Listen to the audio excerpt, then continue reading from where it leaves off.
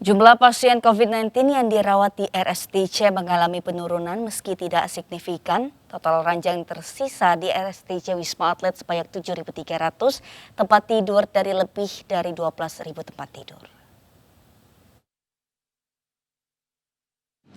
Pemirsa, terdapat penurunan jumlah pasien yang dirawat di Rumah Sakit Darurat Wisma Atlet, baik itu di Pademangan maupun di Kemayoran. Khusus di Rumah Sakit Darurat Wisma Atlet Kemayoran, terjadi penurunan jumlah pasien dari yang sebelumnya 4.028 pasien menjadi 3.960 pasien.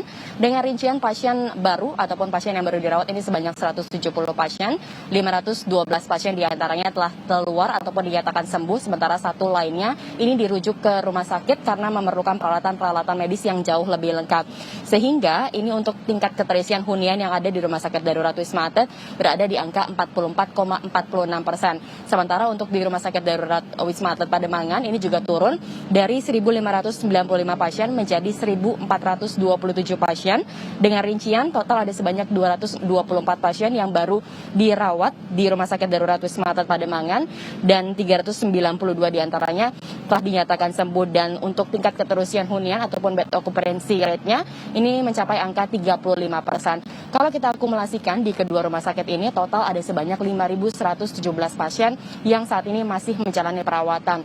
Dan kalau kita lihat juga, untuk angkanya ini sebenarnya meskipun terjadi penurunan tetapi tidak signifikan. Karena kalau kita mengacu pada jumlah pasien tertinggi yang dirawat di Rumah Sakit Darurat Wisma Atlet, ini berada di tanggal 6 Februari, yakni sekitar 6.500 pasien. Artinya memang untuk angka dari mereka yang dirawat di Rumah Sakit Darurat Wisma Atlet ini masih fluktuatif begitu. Apalagi kalau kita melihat dari data kasus harian COVID-19 di Indonesia, ini angkanya masih berada di atas 60 ribuan kasus. Karena demikian, pihak pengelola Rumah Sakit Darurat Wisma Atlet ini menjamin ketersediaan stok dari oksigen, vitamin, dan juga obat-obatan. Dari Jakarta, Lina Kautsiki, Herdiansyah, Aulia Ramadan, iNews melaporkan.